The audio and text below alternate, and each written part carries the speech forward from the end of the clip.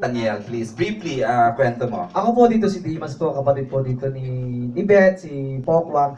At kami po yung kumukot po kay Nathaniel, isa pong pamilyang sobra pong saya at ordinaryong pamilya po na mapapabago niya po at mapapalapit po sa Diyos at saka syempre po kay Nathaniel din. Kaya po abangan niyo po yan. Okay, Yesha, anong role mo dito, Be? Ako po ay anak ni Mamang Pokwang at ni Tatay Benji Paras at magkapatid po kami ni Ate Sherlyn San Pedro. Oh, malinaw ang kwento, ha? Oo, tama. Hindi naman talaga. And of course, Mamang, your role dito. Ako ang napakaswerteng magiging adopted mother ni Nathaniel. Siyempre, di ba? Mag-alaga ka ng isang anghel, isang napakalaking blessing ito.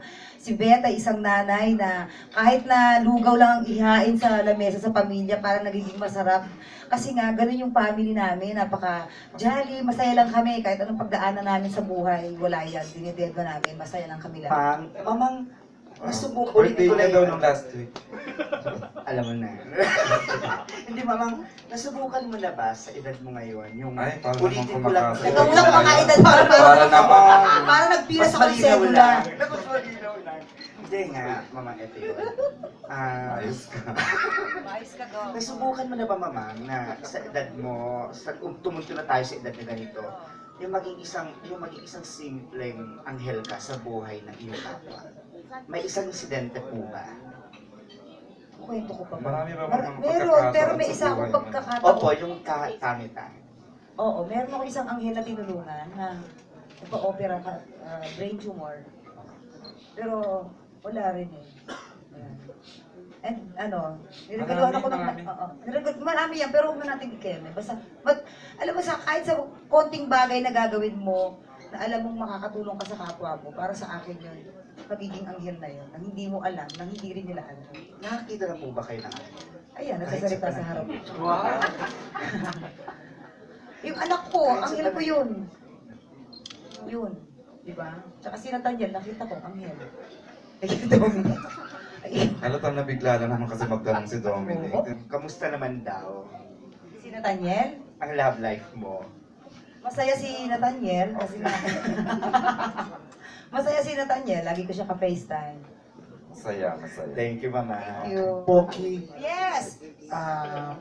baka yes naman ito. Hindi, sa personal experiences mo, may natandaan ka bang pangyayari na na-save ka ng angel, kung sa anumang pakahulugan nun, ikwento mo nga sa amin.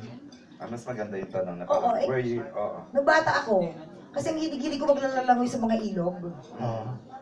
Muntik na ako malunod. Tapos, pagtalong kong ganyan, puro water lily eh. Puro water lily, so madilim. Wala na akong makita. Pwede ako mamatay nun. And then may nakita akong liwanag there. Akala ko, yung kalaro ko yung lumalangoy doon, kaya sinundan ko yon. And then pag ahon ko, ako lang pala mag-isa lumalangoy and lahat sila nandun, nanguhuli ng tutubi, nag-aano. Kaya nyo na. Kasi yung mga ganung memories kasi napaka-vivid sa atin nun, kasi parang Nasay talaga, baklang-bakla. Ano na ako doon sa water lily, di ba? Kung Pwede ko hindi na mo ikamatay nakita yun. yun, oo. Sabi ko may nakita akong liwanag na may lumalangoy na may batang So akala ko nga isa sa mga kalaro ko. So, sinundan mo. Sinundan ko That yun. saved you. Yes. Siguro mga ano ako na, mga grade 2. 8 years old. Oo, mga ganun. nung lumaki